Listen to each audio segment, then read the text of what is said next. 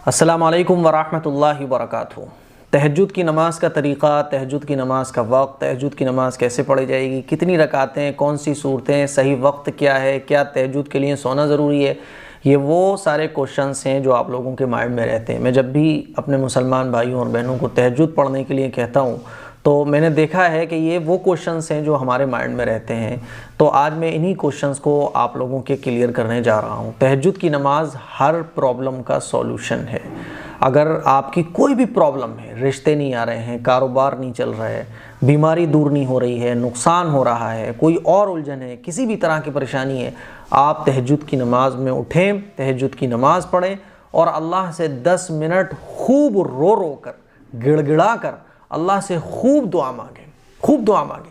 हर problem का solution तहज्जुद की नमाज में है, तहज्जुद के वक्त अल्लाह से दुआ मांगने में है। लेकिन अजीब बात है कि हम लोग तावीज़ों की तरफ जाते हैं, झाड़ फूक की तरफ जाते हैं और आजकल के जो ढोंगी बाबा चल रहे हैं और बनावटी जो मौलाना लोग चल रहे हैं उनके पास जाते हैं, लेकिन तहज्जुद की नमाज में उठकर 10 मिनट अल्लाह के सामने रोते नहीं हैं।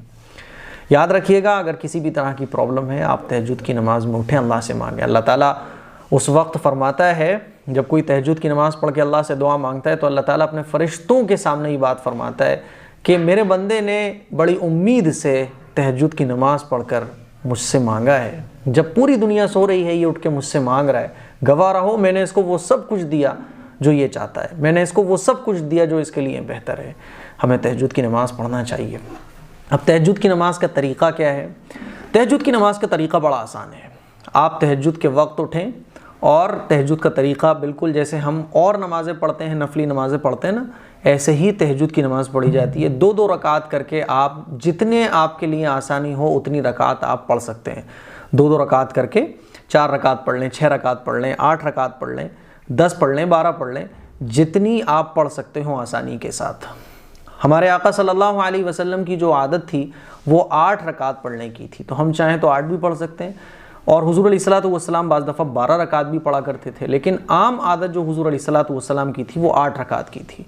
तो हम चाहें 8 पढ़ें और 6 भी पढ़ सकते हैं, 4 भी पढ़ सकते हैं, हम अपनी आसानी के हिसाब से पढ़ सकते हैं। लेकिन सुन्नत जो है वो 8 है और आप 12 भी पढ़ सकते हैं। तो तहज्जुद का तरीक़ा आप समझ गए कि 2-2 रकात करके आपको पढ़ना है। तहज्जुद का वक्त क्या होता है? देखिए, इशा की नमाज़ आपने जब पढ़ी तो तहज्जुद का वक्त शुरू हो गया, लेकिन अफजल जो तहज्जुद का वक्त है वो है सहरी का वक्त। आपके इलाके में जब सहरी का टाइम ख़त्म हो रहा हो तो सहरी का टाइम ख़त्म होने से 1 घंटा पहले वो जो वक्त होता है वो अफजल वक्त शुरू हो जाता है, बेहतरीन वक्त, वो सबसे शानदार वक्त है।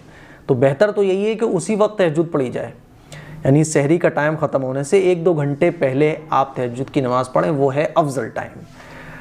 तहज्जुद की रकात मैंने आपको बता दी, जितनी आपके लिए आसानी हो उतनी रकात आप पढ़ सकते हैं। 4 पढ़ लें, 6 पढ़ लें, 8 पढ़ लें। 8 रकात हमारे आका सल्लल्लाहु अलैहि वसल्लम ज़्यादातर पढ़ा करते थे।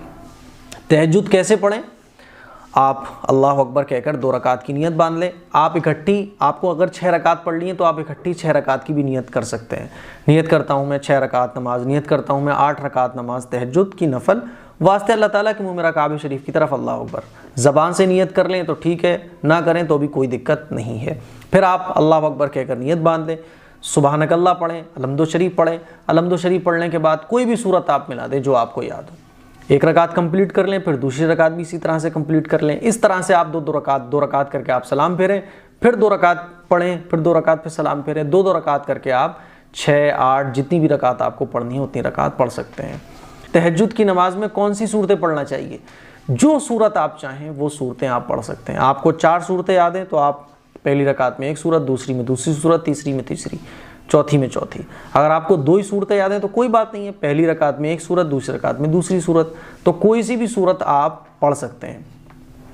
तहज्जुद के लिए सोना ज़रूरी है तो मैंने आपको बता दिया, तहज्जुद के लिए सोना ज़रूरी नहीं है। हाँ, अफजल ये है कि आप थोड़ी देर सो जाएं, फिर उठें, फिर तहज्जुद पढ़ें, लेकिन तहज्जुद के लिए सोना ज़रूरी नहीं है। जैसे कि आजकल हम लोग आम तौर पर 1-2 बजे तक लोग आजकल जागते हैं। दिल्ली के अंदर तो, दिल्ली है, मुंबई है, बड़े बड़े जो शहर हैं वहाँ तो साहब 12 बजे के बाद दिन शुरू होता है और वो 3-3 बजे, 4-4 बजे लोग सोते हैं वहाँ। तो आप अगर इतनी रात को सो रहे हैं तो तहज्जुद पढ़ के सो जाएं, क्या दिक्कत है?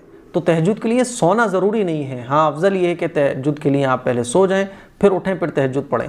लेकिन जब आप सो ही जाएंगे तो फिर तहज्जुद नहीं पढ़ पाएंगे, क्योंकि आजकल सोना ही 12-1 बजे होता है, 2 बजे होता है। ये गलत तरीका है, नहीं होना चाहिए। लेकिन अगर आप लेट सो रहे हैं तो आप तहज्जुद पढ़ के भी सो सकते हैं।